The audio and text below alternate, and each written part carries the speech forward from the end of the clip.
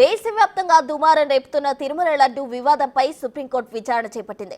కల్తీ వ్యవహారంలో ఒకవైపు సిట్ దర్యాప్తు కొనసాగుతుండగా ప్రభుత్వంపై సుప్రీంకోర్టు ప్రశ్నల వర్షం కురిపించింది. ఈ కేసులో టీటీడీ తరఫున ప్రముఖ సీనియర్ న్యాయవాది సిద్ధార్థ్ లూథ్రా వాదనలు వినిపించారు. గత కొన్నేళ్లుగా ప్రైవేట్ వెండర్ల నుంచి నెయ్యి కొనుగోలు చేయడం ప్రారంభించారని సుప్రీంకు తెలిపారు. ఆయన నాణ్యతపై ఫిర్యాదులు రావడంతో టెండర్దారుకు షోకాజ్ నోటీస్ ఇచ్చామని చెప్పారు.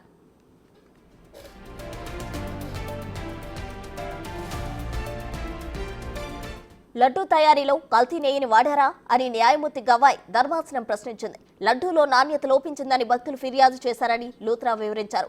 తయారైన లడ్డూను టెస్టింగ్ కు పంపించారా అని సుప్రీం ధర్మాసనం అడిగింది. అనుమానం ఉంటే రెండో అభిప్రాయం ఎందుకు తీసుకోలేదు? కల్తీ జరిగినట్టు భావించిన నెయ్యిలో అవశేషాలు ఉన్నాయా అంటూ జస్టిస్ గవాయ్ ధర్మాసనం ప్రశ్నించింది. విచారణ పూర్తి కాకముందే కల్తీపై ప్రకటనలు చేయడం వల్ల భక్తుల మనోభావాలు దెబ్బతింటాయి కదా అని ఆగ్రహం వ్యక్తం చేసింది.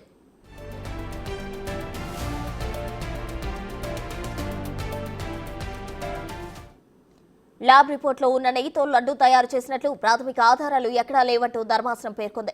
మరోవైపు పూర్తి స్థాయి విచారణ జరపకముందే కల్తీ జరిగిందంటూ ప్రకటనలు చేయడం వల్ల ప్రజల మనోభావాలు దెబ్బతింటాయని చెప్పింది. తిరస్కరించిన నెయ్యిని లడ్డూ తయారీకి వాడినట్లు ఆధారాలేవని చెప్పింది. జంతువుల కొవ్వుకు వినియోగించినట్లు కల్తీ జరిగినట్లు ఆధారాలు చూపలేదని ఆగ్రహం వ్యక్తం చేసిన ధర్మాసనం అటు సిట్ విచారణకు ఆదేశిస్తే ముందుగానే మీడియాకు కల్తీ జరిగినట్లు చెబుతారని ఆగ్రహం వ్యక్తం చేసింది. దేవుళ్లను రాజకీయాలకు దూరంగా ఉంచాలని సూచించింది. ఇక జూలైలో నివేదిక వస్తే సెప్టెంబర్ దాకా ఎందుకు చెప్పలేదంటూ ప్రశ్నించింది. తదుపరి విచారణ అక్టోబర్ 3వ తేదీకి వాయిదా వేసింది.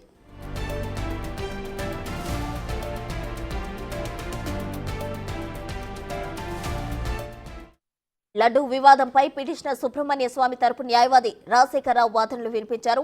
అసలు కల్తీ జరిగినట్లు తేలిన నెయ్యి ట్యాంకర్ను అనుమతించలేదని టీటీడీ చెబుతుందని సుప్రీంకు విన్నవించారు. టీటీడీ చెప్పిన దానికి ఏపీ సీఎం చంద్రబాబు ప్రకటన విరుద్ధంగా ఉందని పేర్కొన్నారు. ప్రాథమిక స్థాయిలో నాణ్యతా పరీక్షలు పాస్ కాకపోతే ట్యాంకర్ లోపలికి వెళ్లదని టీటీడీ చెబుతుందని అన్నారు. ఆయన శాంపిల్స్ ను ఎక్కడి నుంచి సేకరించారో చెప్పలేదని సుప్రీంకు వివరించారు. ప్రసాదంపై అనుమానాలుంటే దర్యాప్తు చేయాలి కానీ సరైన ఆధారాలు లేకుండా కలుషితమైందని ప్రకటించడం ఆందోళనకరంగా ఉందని అన్నారు.